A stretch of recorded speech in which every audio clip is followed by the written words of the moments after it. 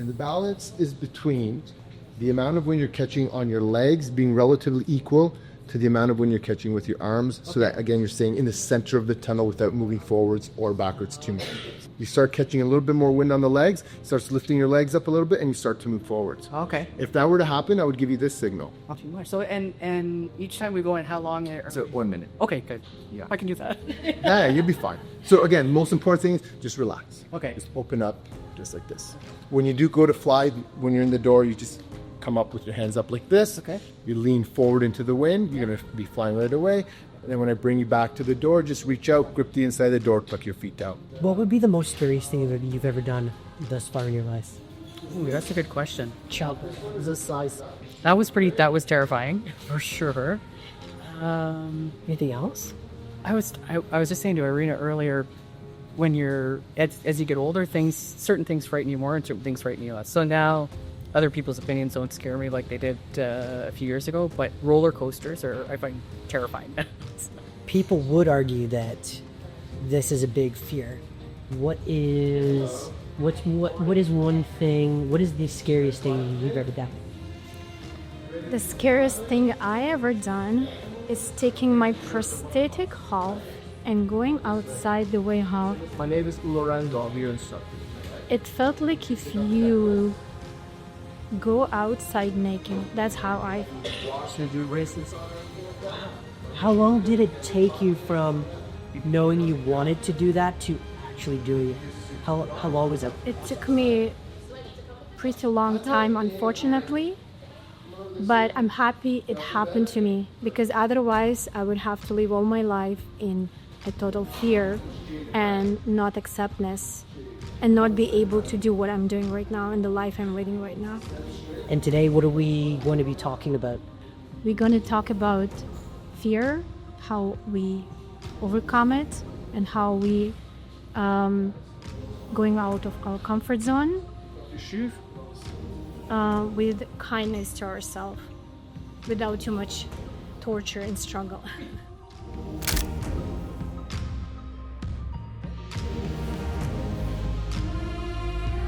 Okay, so we're here with my friend Irina. I met Irina, I don't know, a year or two ago maybe. The local gym in my community, and we both train there. And one day I went and approached her because, as you can see, she looks a little bit different than some of the other folks in the gym, and got to learn a little bit about her story, and was really inspired, I'll say, by kind of the way she approaches challenges, and learned that recently this year she took a big leap and entered a ballroom dancing competition. So and is now starting doing life coaching. So I wanted to introduce her to you, and today, as you see, we did some skydiving. So talk a little bit about overcoming fears and stepping out of your comfort zone. It's something certainly Irina knows a lot about, and now she's helping other people overcome their challenges. So yes, tell us about maybe just a bit of your background. And Yeah, so I lost my leg when I was 8 years old to cancer. So since then I'm living my life with one leg, and it was a pretty interesting journey, I would say. And you originally had like a prosthetic leg. So usually, yes. So I was using prosthetic leg since I was 11 years old till about when I was 36, I would say. And for all that time, I never removed my prosthetic leg. I was using it constantly, and it was partly because you didn't want to be so I viewed as wanted different, to, or yes, I wanted to look like everybody else, and I adapted to that image of me being with two legs so much that I couldn't even imagine taking it out and go outside the way how I am. So that was my biggest challenge, that people see me the way how I am, and my biggest fear, basically. So how did you, just talk a little bit about, I know, and follow Irina on Instagram. We'll link her profile in the notes, but because you talk a little bit about it there. But you went through a process. I know it took some time, and then you finally just ditched the prosthetic and decorated these crutches. Yeah. So I came to the point in my life where I didn't feel very well mentally, emotionally, and I realized that the main reason why I don't feel good is because I'm not accepting myself fully. I always want to be somebody else, something else, but not myself. I was ashamed of my disability very much. I thought if people will know about my disability, they will not accept me, they will not love me, and it's frustrated me very much. But then I came to realization that that's what actually holds me back very much. And one day when I felt extremely bad, I came to realize that that's what held me back. And I made a very strong decision that I need to overcome it. So I decided that I will take off my prosthetic leg and I will start going outside the way how I am, loving myself the way how I am, and making my disability look so beautiful and so bright that people would approach me and say that they're proud of me, or say like, this is very beautiful, that's very inspiring. And from that moment and on, every single day, that's what I did. Step by step, slowly learning how to live with my body. It's I think it's really important in what you said about it kind of started with your own accepting your own self-image and self-love to start with, because that's kind of where your power comes from and came from. Exactly. And I'm sure, I don't know if you noticed the difference in how people responded to you.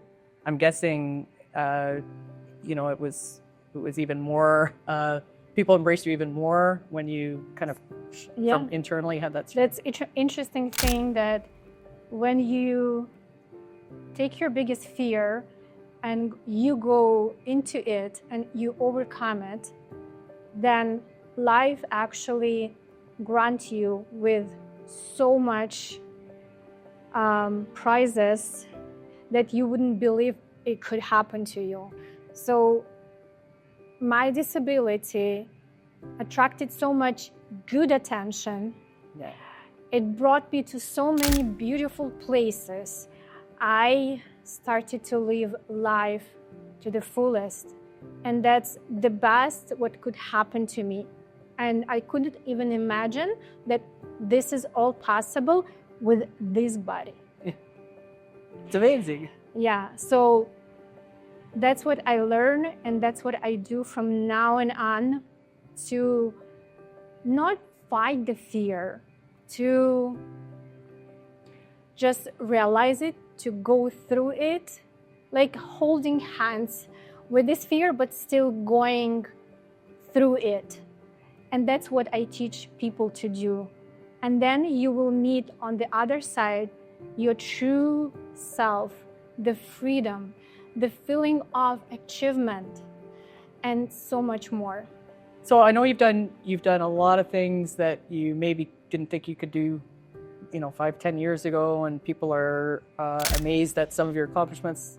Skydiving is one thing that, even with two legs, it's challenging and a little bit scary, but ballroom dancing, of course, was amazing to see your performance this past spring in a competition. But and now you're going to share the gift you have and the power you found with other people through your life coaching, and with the people that you're helping. Maybe talk a little bit about some of the tools or some of the tips. How would you start help somebody take that journey with their fear to get to the other side? So the first thing I would say and advice for a person for overcoming the fear is acknowledging the fear. Don't resist it. Acknowledge it's there. Don't fight it, because the more you fight with the fear, the more it fights you back. So you cannot avoid it. It's always going to follow you, and that's the problem here. Number 2 is saying yes to different opportunities. And again, despite the fear. because your biggest fear keeps your best potential. When you are brave enough to overcome that fear and go through this, you will meet the best version of yourself on the other side. And number 3, I would say, if you have hard time to handle it by yourself, seek for help. Find someone who can guide you and who will help you go through this. Because people learn so many things on external, but they don't learn about themselves. If you learn about yourself, how your mind works, your emotions, then you will be able to be the best version of yourself, to be, I actually had this good Analogy? and now, yeah, just from where I can start. So my point is that there are many specialists that make you being dependent on them. So you just, every time you come there and they guide you, they advise you on things.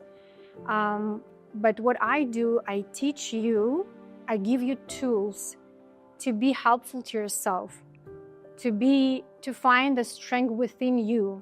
When you adapt to that techniques and you learn these tools, you will be absolutely capable to handle it on yourself.